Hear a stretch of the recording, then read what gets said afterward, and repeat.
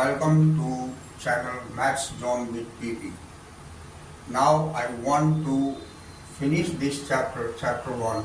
Some points are left which I have to discuss on today, and previous classes you have seen the evaporation process.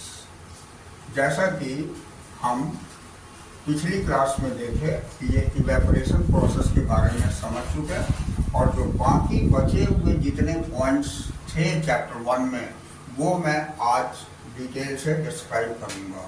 तो this one is Sanjeev Kumar starting just now. तो evaporation process, जिसको हम हिंदी से वाष्पीकरण कहते थे, इसके बारे में थोड़ा सा रिकॉल करता हूँ। उसमें हमने पढ़ा था कि वह प्रक्रिया है जिसके अंतर्गत किसी भी लिक्विड को अगर हम हीट करते हैं तो वो वेपर में चेंज हो जाती है। जैसे water when heated it transferred into the gaseous form, that is the water vapour. तो this one is known as the evaporation.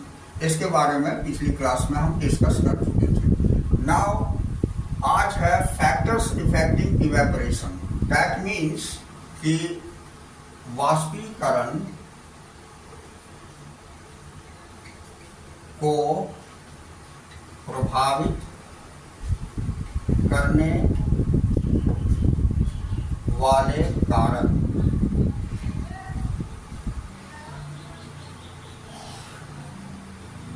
तो कौन कौन से ऐसे कारक हैं, कौन कौन से ऐसे फैक्टर हैं जो हमारी इवेपोरेशन को यानी वाष्पीकरण को प्रभावित करती है। तो this one is the first point, and increase of surface area. अगर जैसा कि हम जानते हैं कि किसी भी चीज की सरफेस एरिया अगर हम बढ़ा दें तो इवेपोरेशन जल्दी होगी। जैसे फॉर एग्जाम्पल आपने देखा है कि कपड़े को अगर हम गीला करके तार पर ऐसे ही डायरेक्ट उठा करके अगर डाल दे तो वो जल्दी नहीं सूखेगा। अगर उसी को हम फैला दे यानी उसकी सरफेस एरिया इंक्रीज कर दे तो वो जल्दी सूख जाता है। तो it illustrates that when we increase surface area the evaporation takes place rapidly. So this one is the first factor. Now the second factor, an increase of temperature. Also we know that when temperature is increased, evaporation increases. तो कहने का मतलब हो गया कि अगर तापमान की वृद्धि होगी तो इवेपोरेशन प्रोसेस यानी वाष्पीकरण प्रक्रिया तेज होगी। जैसे जैसे गर्मी बढ़ती जाती है हमारे कपड़े जल्दी सूखने लगते हैं। तो ये इंक्रीज ऑफ टेम्परेचर हो गई। Second point, now the humidity present in air. तो गर्मियों में क्या होती है कि हमारे एयर के अंतर्गत ह्यूमिडिटी नमी को कहते हैं। ह्यूमिडिटी ये कम होती है, और जितनी कम ह्यूमिडिटी होगी तो इवेपोरेशन प्रोसेस उतनी ही तेजी से होगी। तो अगर हमारी एयर में जो प्रेजेंट है वो ह्यूमिडिटी नमी, जैसे इसकी हिंदी में लिख देता हूँ पहले, उसके बाद इसे बताता हूँ कि नमी जो है जो हमारे हवा में होती है वो जितनी कम होगी इवेपोरेशन प्रोसेस उतनी जल्दी होगी, यानी वाष्पीकरण प्रोसेस उतनी जल्दी होगी। तो इंक्रीज ऑफ सरफेस एरिया हमारा हो गया पृष्ठीय क्षेत्रफल बढ़ाने से कोई भी चीज की पृष्ठीय क्षेत्रफल अगर हम बढ़ा देते हैं तो इवेपोरेशन जल्दी होती है। दूसरा है तापमान की वृद्धि से। तापमान भी अगर बढ़ेगी तो इवेपोरेशन प्रोसेस हमारी जल्दी होगी। अब हवा में उपस्थित नमी, हवा में जितनी कम नमी होगी उतनी ही जल्दी इवेपोरेशन प्रोसेस होगी। And this one is the last point, an increase in the wind speed. हवा की गति में वृद्धि से भी हमारी इवेपोरेशन प्रोसेस इंक्रीज होती है।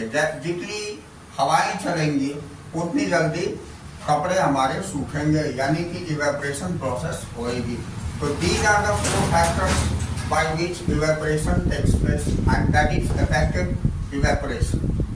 तो यहाँ पर इवेपोरेशन प्रोसेस को जो इफेक्ट करने वाले फैक्टर थे वो हमने इलस्ट्रेट किया।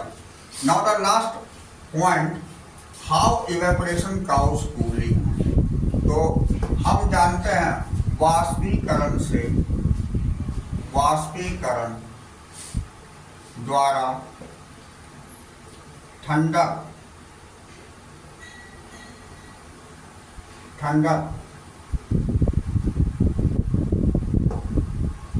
की वृद्धि होती है, यानी ठंडक प्रदान होती है वाष्पीकरण से। अब जैसे देखिए, मैं इस बात को ऐसे इलस्ट्रेट करना चाहूंगा। आपने देखा होगा नेल रिमूवर देखा होगा। नेल रिमूवर क्या होती है? जनरली नेल पर रिमूव करने के लिए होती है नेल पॉलिश को, या अदरवाइज स्प्रीट आपने देखा होगा। तो स्प्रीट जो होती है, अगर आप थोड़ी सी मात्रा स्प्रीट की हथेली पर डालें और ये सारे बहुत जल्दी हवा में इवेपोरेट हो जाते हैं। तो ये केमिकल सब्सटेंसेस है। तो इसको अगर हम हथेली पर थोड़ी देर के लिए डालें और इसको हथेली पर फैला दें, तो फैलाने से इवेपोरेशन प्रोसेस होगी और उस कारण से क्या होगी, हमारी हथेली के सरफेस पर ठंडक महसूस होगी। तो कहने का मतलब हो गया कि जो हमारी हथेली की सरफेस थी, सरफेस में जो हीट का मतलब कि इफेक्ट था, वो हमारी इवेपोरेशन होने से वो हीट के इफेक्ट को समाप्त कर देती है और इस कारण से हमें कूलिंग अनुभव होती है। तो ये हो गया हाउ इवेपोरेशन काउज कूलिंग। जैसे एग्जांपल में नेक्स्ट क्वेश्चन है हमारी, why should we wear cotton clothes. और ये कूलिंग जो देती है, इसी वजह से हम गर्मी के मौसम में सूती वस्त्र पहनते हैं, क्योंकि इसमें भी वही बात होती है। गर्मियों में हमारा स्वेटिंग होती है, यानी पसीना निकलता है।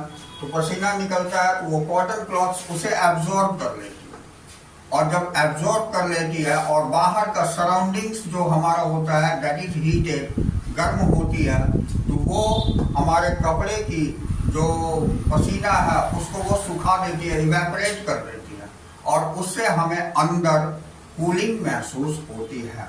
So we wear cotton clothes in summer.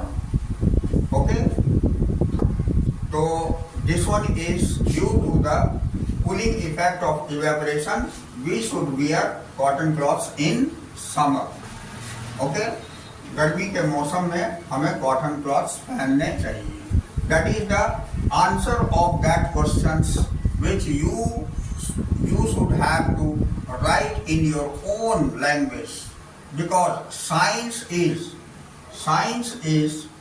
the subject which if you understand better and you can write in your own words, you will get more and more marks. Therefore, I want to explain that you should have to understand science properly, and you should have to illustrate that in your own language. But a proper thing which is given in the science points, that would be the proper. Okay. Next, why do we see water droplets on the surface of glass containing ice water? So this one is the last question. I have illustrated this. This one is the last question. Suppose हमने एक glass ले लिया, इसमें हम यहाँ ice cold water लिखा हुआ है, यानी बर्फ के जैसा ठंडा पानी इसमें हमने यहाँ तक भर दिया। बिल्कुल चिल्ड वाटर जिससे बोलते हैं, वो ठंडा पानी भर दिया। और ये हमने जो ग्लास लिया, ये कोई भी ग्लास हो सकते, शीशे के हो सकते, स्टील के हो सकते, कोई भी ग्लास आप ले लीजिए, उसमें ये पानी डाल दीजिए। कौन सा? Ice cold water, ice cold water, ठीक है। तो ये अगर आपने डाल दिया, आफ्टर सम टाइम, कुछ समय के बाद आप क्या देखेंगे कि जहां तक हमारी पानी उसमें भरी हुई थी, उसके आउटर सरफेस में, यानी ग्लास के बाहरी सरफेस में कुछ वाटर ड्रॉपलेट्स दिखाई देने लगते हैं, वाटर ड्रॉपलेट्स दिखाई देने लगते हैं। तो ये वाटर ड्रॉपलेट्स कहाँ से आती है? क्या ये अंदर का पानी बाहर आ जाता है?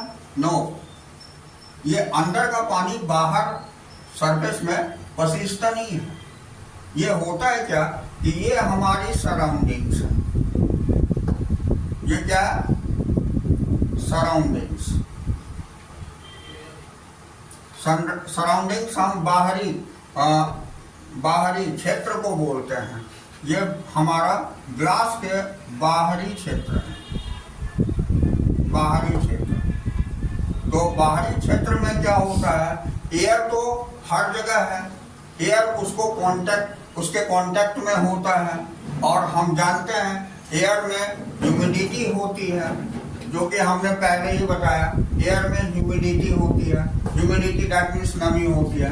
तो वो एयर जब इसकी कांटेक्ट में आता है तो उसकी ह्यूमिडिटी चिल्ड वाटर के कारण ठंडा हो करके और वो वाटर ड्रॉपलेट्स में कन्वर्ट हो जाती है। So water droplets can be seen on the outer surface of the glass. So this one is the answer of these questions. In this way, I have finished this chapter, okay? And the main topics, I can want to revise you the main topics of this chapter, and you should have to take care on that topic. This one is very important chapter, and first chapter 1, matter in our surrounding, and what are the important ones I want to illustrate just now.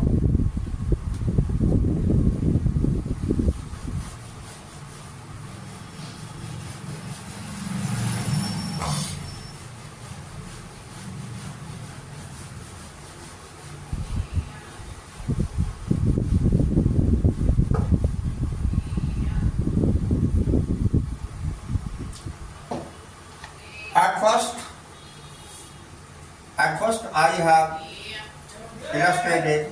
First topic was matter in our surrounding introduction. Matter in our surrounding introduction. ये सबसे पहले हम लोगों ने सीखा।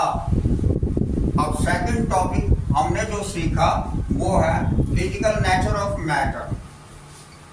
ये physical nature of matter, जिसके अंतर्गत हमने आपको ये बताया था कि matter is made up of particle, matter can takes place in the matter has the space between them. ये दो तीन टॉपिक बताया था।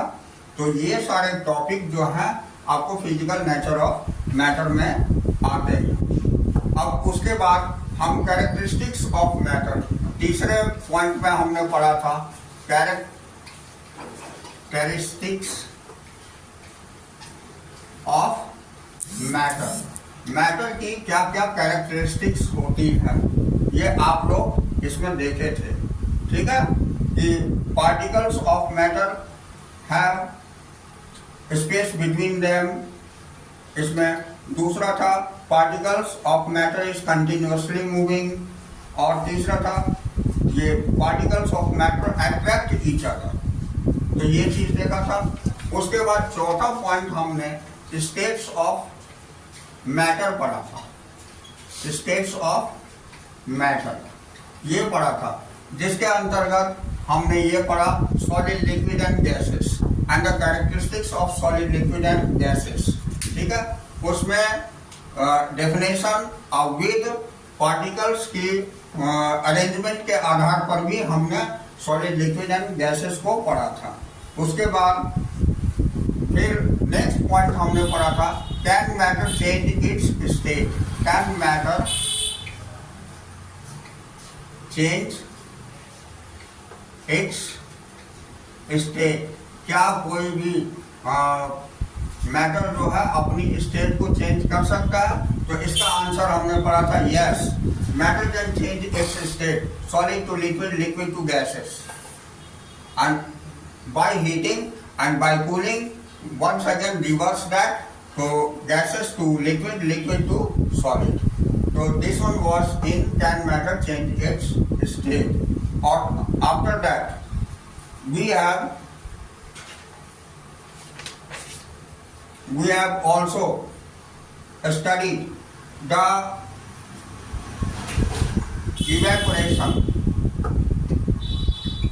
evaporation and condensation, evaporation and sublimation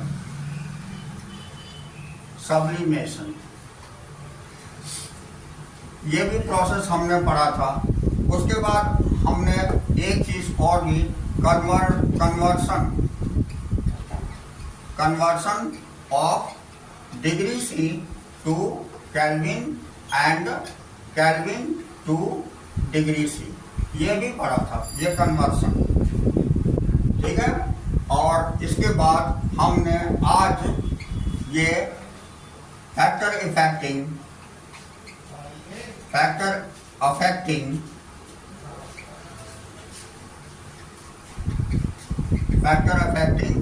evaporation ये पढ़ा, फैक्टर अफेक्टिंग इवेपोरेशन ये पढ़ा। ठीक है, उसके बाद हमने दो जो है क्वेश्चंस पढ़ा कि हाउ